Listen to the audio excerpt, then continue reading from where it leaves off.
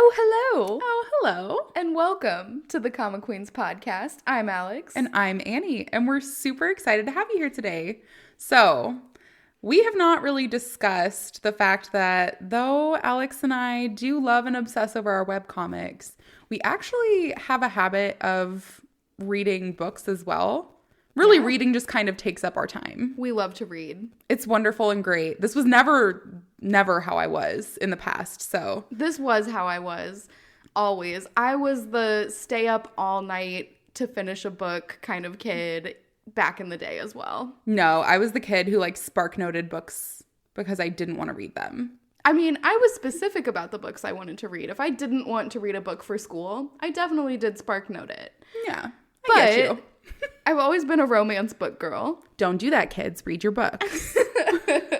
Also, I kind of hope you're not kids if you're listening to this. We don't usually talk about things that are kid appropriate. Yeah. 18 plus conversations usually happen here. An R19, maybe? Today, we are going to be discussing some R19 content. So please, if this is not appropriate for your age group, please go and listen to some of our other not explicitly flagged episodes. And we'll give you some recommendations there.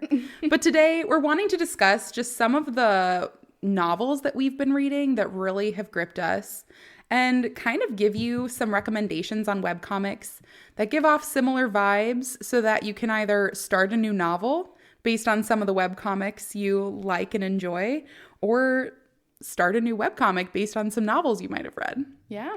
So let's get started. First, I would love to talk about my most recent read, which is Love Theoretically by Ali Hazelwood. I know I'm extremely late to the game. So many people have read this book. It's recommended basically everywhere on all of the Booksta accounts that I follow, etc. But essentially, Ali Hazelwood, I'd never read any of her other books. So this was the first one. And it was her third. So that's kind of like a weird one to start with. But I never claimed to do things in an orthodox way. But they're individual stories, right? So you don't need to read them in order. Exactly. They are it's a series of similar stories, but they are not the same and they're not linked together. So you can read them in whatever order you want. It's like that Ted Lasso clip where he's like, you can do what you want, live. That's me. But so Love Theoretically is a novel. It is about Elsie, who is a very relatable character if you've gone through academia. She is a girl who basically works as an adjunct professor, kind of hates it. She wants to do research because she works in STEM as a theoretical physicist, and she just kind of feels like she doesn't get to put her studies into practice. And so in order to make ends meet, because she's severely underpaid, she ends up working for this app called Faux, where she essentially sells her time as a fake girlfriend and works with her clients to make up a story about who she is, etc. She ends up having a long-term client named Greg, who is basically her best friend. He is aro or asexual, and he's just not really interested in relationships, but he's sick of his family kind of getting on his case. Yeah. And so he's like, you know what? Elsie and I are great friends. We have great chemistry as just people. And if I continue to bring her to family events, my family will leave me alone. So, we've all been there. I get it. It's super relatable. But Elsie kind of puts on this fake facade. She goes to his family, get-togethers often, which is against the policy. She just kind of does this as a side gig because you're only supposed to do one date with a person. But essentially gets really close with the family. They know her by name as Greg's girlfriend. And Greg has an older brother, Jack, who kind of seems to hate her. Every time he sees her, he's glaring at her, making one-off snide comments, etc. Is this dual point of view or just her point of view? Just her point of view. Okay. So, she's just talking about how Jack is kind of the worst. And, in general, she's like, whatever, it's this one interaction. I don't have to see him again. His family knows her as a librarian, and so they have nothing in common. And essentially, she ends up sitting down and playing Go with Jack, which is an extremely complicated Japanese game. And I guess they end up tying, and nobody has ever beaten Jack or like come close to beating him. And so they like snap a picture. They're like, this is a monumental moment. We need to take this down in history for the family. And so anyways, as she's doing this fake dating thing, she's also trying to get a job with MIT and their research committee. And she finds out that one of the people who is on her interview board is Jack. Like, he goes by Jack, but that's not his real name. And he's one of the deciding people on whether or not she gets this job. And Jack is confused because he's like, you said you were a librarian? And she's upset because she feels like there's already this preconceived notion that Jack hates her.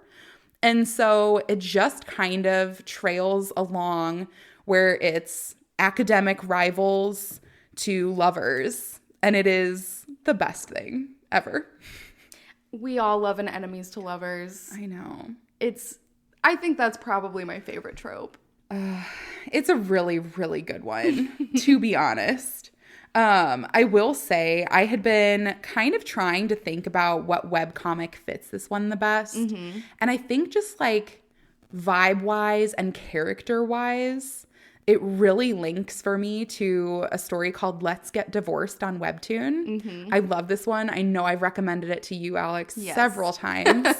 But it is somewhat of an office romance and almost like an enemies to contract lovers. It's not the exact same, but the character, Baekwi, the main character, she goes through like all of these hardships and essentially like becomes this viral figure and wants like none of it. And so she goes to this person who basically declined her previously and said like, I don't like you, when she admitted her feelings to him in high school, that she's like, hey, look, you're my boss now. And to be honest, I need dual citizenship to leave Korea forever. And so basically like it's this person who she's assuming hates her and they end up falling in love. So highly recommend. The characters are super relatable and similar. And to be completely honest, it's just a great story. Both of them are. Love it. Yeah. So what do you have on the docket today? All right. So the first one I have is called How to Say I Do. It is about Noelle and Wyatt. And it is dual point of view. So you get both of their sides of the story. And it's not really enemies to lovers. No, I don't think it is at all, really, because they're never enemies.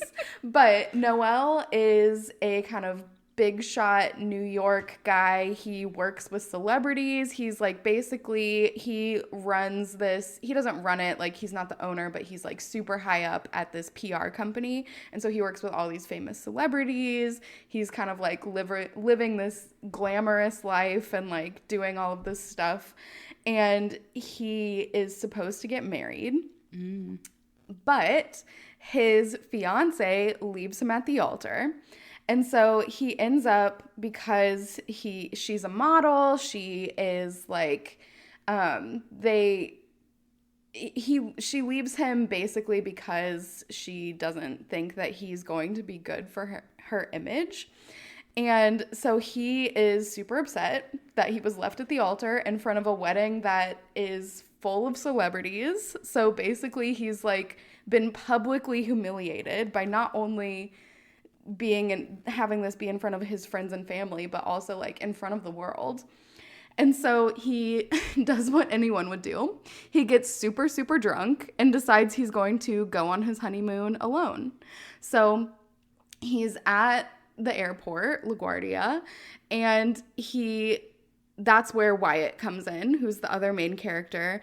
And Wyatt is like a country boy from Texas. He is traveling alone as well.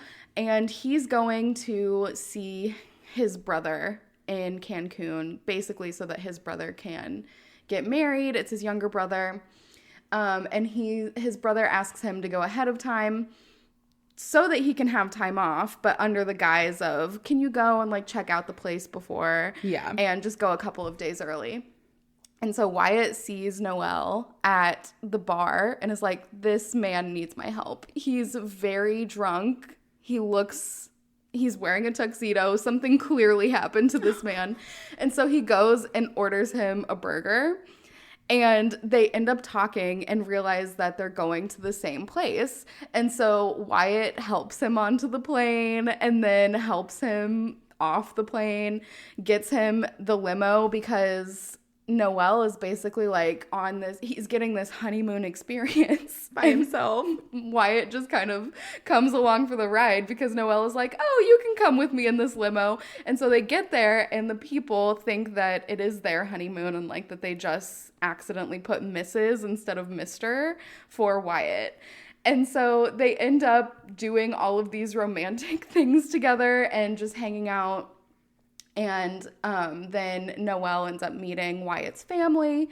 But then when Wyatt is like, oh, I want you to come and, you know, see my place in Texas, it kind of spooks Noelle because he's like, I just got my relationship ended. This is not really what I want. So he runs away. Yeah. And then basically the rest of the novel, that like all happens, I read on my Kindle. So that happens within the first 30% of the book. And then basically from there, it's about how they find their way back to each other. And it's just a really, really, really good story. I love it. It's so cute. Both of the characters are just like really relatable. They're like such good characters. I love it. So the webcomic that I think really goes with this is Secondo Piatto. It's not, you know, the same vibes, but it's similar of strangers to lovers kind of thing. Mm-hmm. And it has the kind of, you know, drunken one night stand at the beginning that ends up becoming so much more. Yeah. And I don't have to go into Secondo Piatto too much into detail because we have before. We definitely have, and we definitely continue to recommend it. Because it is the best. So if you like Secondo Piatto, you might like How to Say I Do. If How to Say I Do sounded like an interesting story and you have not read it, or Secondo Piatto, both of those, very good. Yeah, highly recommend. I have not read the How to Say I Do, but Secondo Piatto is definitely a good one for me. So I'll have to give it a read. So moving on to another one of my favorite books I've read recently. Mm-hmm. It is Beautiful Bastard. This is definitely some smuttier content, so kind of flagging that for all of the listeners here. If that's something you're wanting, you will end up getting a payoff almost every single chapter of the book. This book is written by Christina Lauren, which actually I had a close friend of mine flag that Christina Lauren is actually two best friends who co-write novels together. So automatically, as Alex and I sit staring at each other from across the table, that just sounded great and fun to me. But so shout out to my friend Em. I will be putting a link into her Booksta account if you would like to give her a follow. She has amazing recommendations and reviews for books all of the time. But basically, Beautiful Bastard is a story about Chloe, who is working towards her master's degree. She's working as an intern for this company. She had started as a full-time employee and then kind of like dropped down to continue her academic career. And essentially she worked for this family marketing company and was in really great standing. And then as she took on this internship, she kind of went under new management. So her new manager, Bennett, is known as a beautiful bastard. He's extremely handsome, but is very cold and awful to everybody around him. He worked for a marketing firm in France and was just like the elite star there, and has just now moved back to Chicago to continue his marketing career for his family business. Essentially, he treats her like crap too. Like, she has a really shit day, and she gets in a car accident. Her favorite necklace falls into the garbage disposal. Like, anything and everything that could go wrong has gone wrong. And he's completely just ignoring all of that, just chastising her for being late, and then essentially throwing more on her plate for her missing work and asking for ridiculous deadlines by end of day. Mm-hmm. So they basically have this conflict of her just like every time she's having a conversation with him being like, sorry, it'll never happen again. And he goes, I know that it won't because I won't allow it to. And she mutters in her head, asshole. And they have this like terrible rapport for a while. And then basically she is a bit late with meeting those deadlines, but ends up doing the presentation he asks for her. And they end up sleeping together in the office. And she kind of makes like a power move and ends up leaving before he kind of finishes off himself. So essentially it just kind of starts this power struggle, which ends up just becoming an enemies to lovers story. It's wonderful and great, and it is that dual perspective. So you do get to see everything from Bennett's perspective and from Chloe's perspective. And you kind of realize that, like, they're both a little bit of an asshole, but that's kind of what makes it work. I love them. I think it's great. It's an office romance, enemies to lovers, so who really has any qualms with that? But when I was reading it, the one webcomic that I really felt like had a similarity here was called The Runway. This is on Webtoon. And it is, again, like a workplace romance, enemies to lovers. It does have a little bit of a different vibe to it. There is a one-night stand aspect to it. And so essentially the main character, Jian, has gone through this terrible breakup, is trying to move her way up at the fashion magazine she works at. And she's just gotten back from a trip to France that she took by herself to kind of like self-discover after her long-term relationship ended. And she essentially has this one-night stand with a Korean man that was in France. And so when she comes back to Korea, she's like, okay, I really need to focus. And essentially the guy that she had the one-night stand with is now her new boss at the fashion magazine. And he treats her super crappy. Like, he kind of ignores her at first. And then she's like, oh, he doesn't know who I am. This is fine. And then they end up like riding the elevator together quietly. And he just goes, so do you basically like fucking leave all of the people that you know, end up having relations with? Like, is that just what you do? And then he like slips out of the elevator like nothing. It is that enemies to lovers. There's a lot of that contempt there. But it's fun. It's great to kind of see those similarities. And if you have read either of these and would like to read either the novel or the webcomic, I highly recommend both. Yeah, they both sound good. And I mean, you had me at enemies to lovers and office romance. I know you will. I will add both of those to my list. Wonderful. But the next one that I want to talk about is The Charm Offensive. This is one that was recommended to me to read after Red, White, and Royal Blue, which everyone loves. It's such a good story, but I'm not gonna, go on a binge about why I love Red, White, and Royal Blue, although I could. But The Charm Offensive is about Dev and Charlie. And so Dev is a producer on a show that is kind of like The Bachelor, but it's like the fairy tale version of The Bachelor. I don't remember what it's called, but basically they make the main character into like Prince Charming, and then all of the girls are the princesses. So funny. I'd watch it. I would too. Never seen The Bachelor, but I would watch this version of The Bachelor. But basically, Dev grew up watching this show. He loved it and he wanted to be involved in it. So he ends up working on this show as a producer.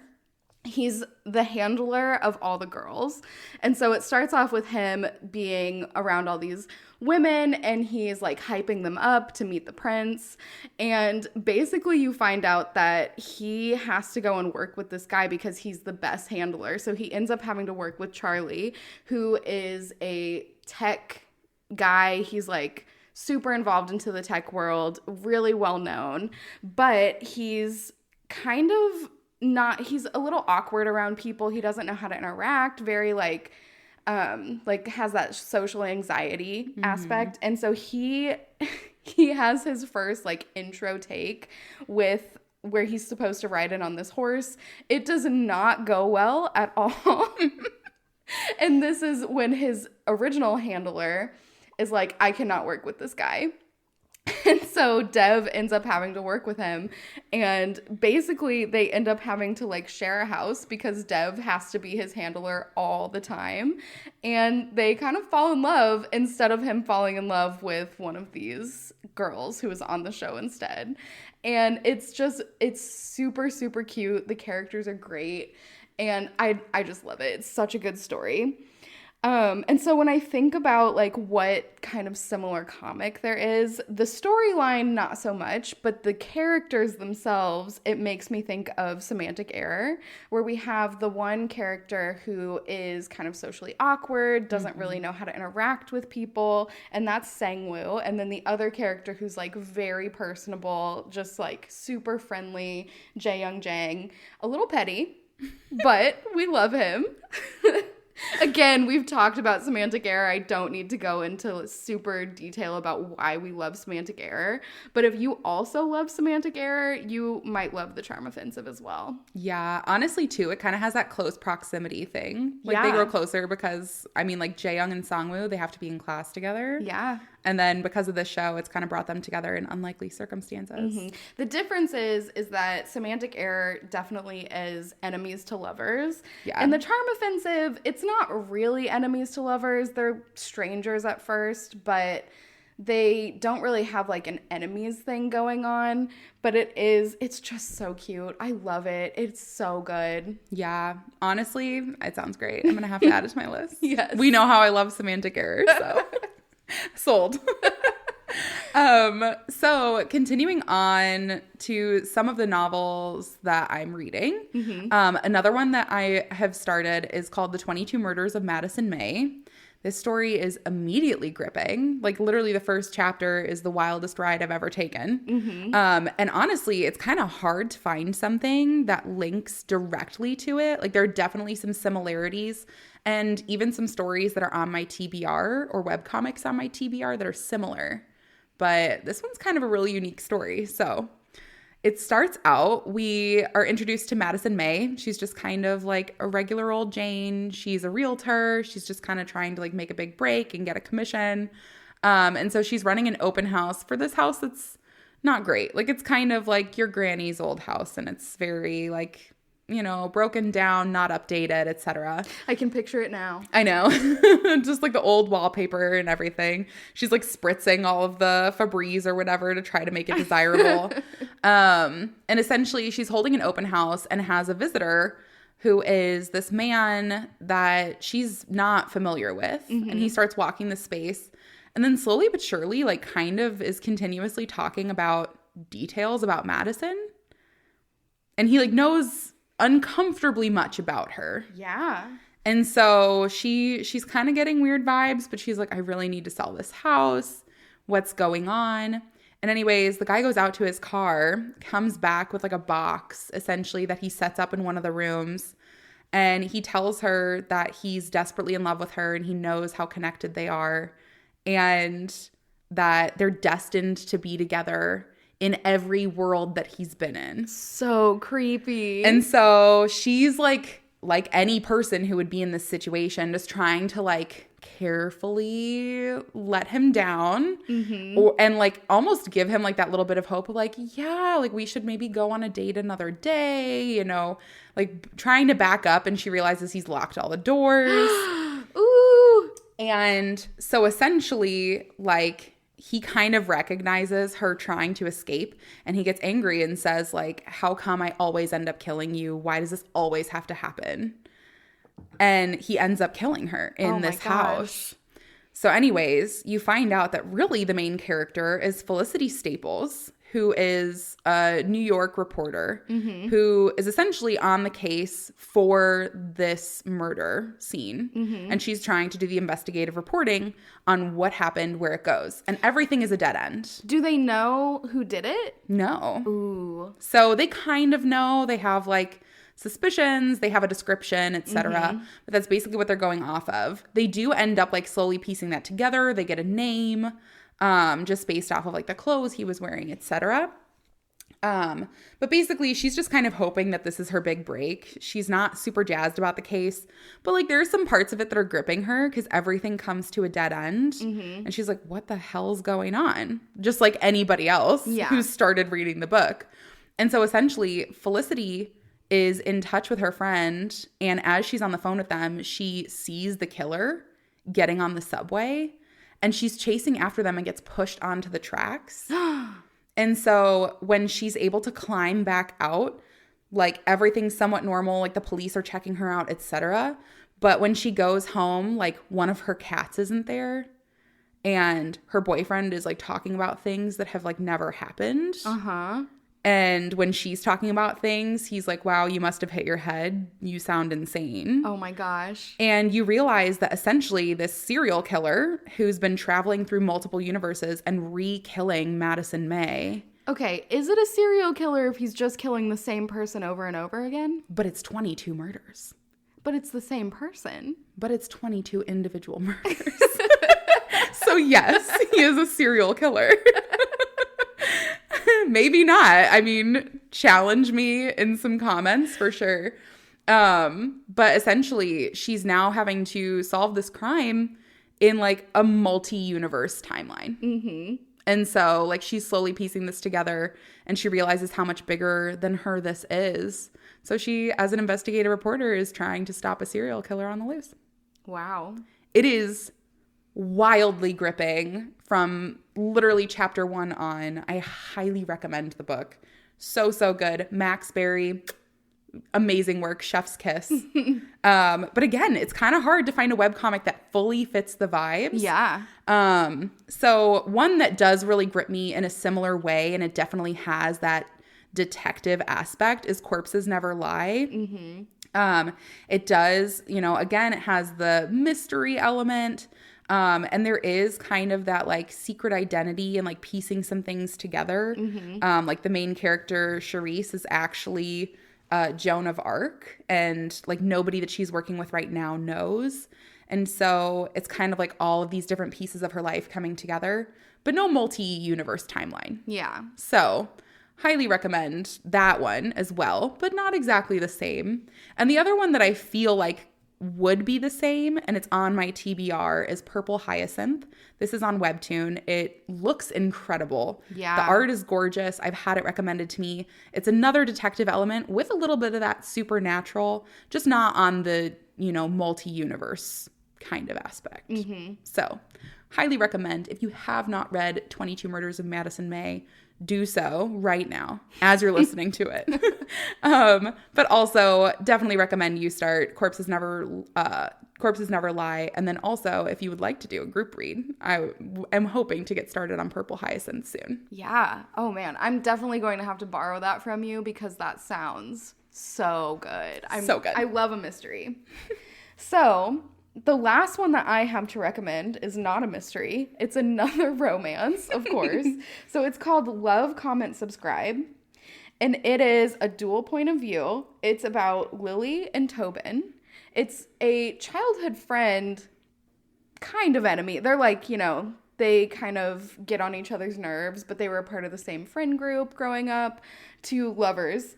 And basically, it's about Lily, and and Tobin, they're both YouTube people. So they're both famous YouTube people. And in high school, they were they were kind of the group that they call themselves is the Nerd Herd. So they're kind of just this like nerdy friend group in high school. And Lily does not really like that they called themselves the Nerd Herd. She didn't want to be identified as that. And she wanted to be a part of the popular group. And so she ends up becoming a beauty YouTuber, and she does like makeup and all of that stuff. I probably would watch her makeup videos because they sound fun. And so she goes to an event where there's a couple of really famous YouTubers, and she wants to be a part of their group. And she goes and talks to them, and she realizes that they also don't think that she's like cool enough. They think that she doesn't have enough followers, and they're like, yeah, thanks, but no thanks. And so she ends up, Tobin had a video go viral, and it's like he does kind of funny videos and video game playthroughs and all of that kind of stuff. So that's his channel. And the video that went viral was for a Lord of the Rings reference that I didn't get because I tried to read Lord of the Rings and have not made it through all the way. So maybe I'll try again. It's a long one. It's so long. But basically, so he makes this Lord of the Rings reference in this video. It goes viral, and then the two people that Lily is trying to be friends with are talking about that video, and she says, I know him. I went to high school with him. We were friends. We're part of the same friend group. And they don't believe her. They're like, yeah, sure, whatever. And so they make her get on the FaceTime and talk to him. And so it's the first time that she's talked to him in years, basically, but he answers the phone and they kind of have this little banter where he's telling embarrassing stories from when they were young. She's like, shut up. As one would. Yes. And then they end up, she asks him to collaborate on a video. And so they do this collaboration. It looks really good for both of them. It like boosts both of their channels. And of course, during the time when they're doing this collaboration, they fall in love. It's super cute. I love their relationship. It's like, it's really fun, and both of the characters are really good. The videos that they talk about, I would watch the videos. I wish that they were real so I could watch them because it sounds really good. So yeah, I really recommend reading that book. It's really good. If you like that book or the description of that book, something else you might like is Maybe Meant to Be, which is about Gia, and I don't know how to say his name. Mincheol. And they are also childhood friends. So that's really kind of where the similarities come in, is they're both kind of childhood friends. They have that kind of playful banter going on. They knew each other in a very different time of their lives, for sure. Yes, definitely. So in Maybe Meant to Be, we get a little bit of a contract love, which is kind of similar to Love, Comment, Subscribe, because they end up in this, they're not in a contract, but they are agreeing to do 6 episodes of a YouTube series together. And so they do have that kind of contract aspect to it as well. But in Maybe Meant to Be, Gia is tired of her family kind of hounding her to get married. So she ends up going to Minjeol and saying, we should get married so that my family will stop asking me about when I'm going to get married. And basically it's about their relationship, how they were friends in childhood, they grew apart, and they come back together and have to navigate being married without actually being in a relationship. So they set up a contract, do all of that, and slowly fall in love throughout the story.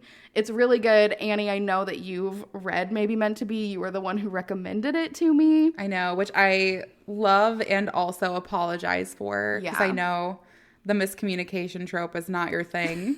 It is. I do like it. I will say more recently I have taken a break from it because it's getting into side stories. It has, again, the miscommunication. I feel like Gia has some personal growth she needs to do because the miscommunication is really a lot of it falls on her shoulders, where she just is not communicating with Mincheol. And so it is good. I'm going to pick it back up. I've decided I'm going to pick it back up, but I have fallen off like the last 10 episodes. To be fair, I will say, if you're going to pick it back up, now's a good time. It's kind of back on track on the main story. Mm-hmm. Here's the thing. Gia is a very relatable character. I'm like as open as I am about talking about things, I can be very shy. Mm-hmm. And so I do feel like a lot of her like relationship anxieties mirror a lot of my own. Mm-hmm. But Mincheol is such a lovable character. He is. And it does call back so much to their childhood, where it pieces together like, actually, this is a solid relationship. Mm-hmm. So good. I think it's beautiful. Yeah, highly recommend. I won't cry, I promise. And so lastly, the other novel that I had been reading that I actually don't have anything similar to, so kind of doing an outreach to a lot of our listeners. If you do have any recommendations on what I should start reading based on this novel, please let me know. But the novel that I had started reading was 3 Bags Full. This is by Leonie Swan, which I believe is originally a German novel that's been translated. Mm-hmm. I actually found it in like the bargain book section of the library, like the library friends market. Mm-hmm. But this book is so good. I love it. It is a murder mystery, but not one that you've ever read before. It's essentially about a flock of sheep who are just living their lives like normal. Okay. And one day their shepherd is murdered. And so essentially nobody's looking into the murder. They're just like, foul play. Maybe he got attacked by a wolf. Like we live in the country. Who knows? Yeah. And all of these sheep are like, this man is our life. Like, what do we do without our shepherd? And so they all take these different roles in the investigation of trying to find out who murdered their shepherd. That sounds so fun. It is a very fun story. It's like only a few hundred pages, maybe Yeah. like 250. But it's great. It has one of those little flip book things also in the bottom right corner. So with all the page numbers, you can see a sheep jumping when you turn the pages.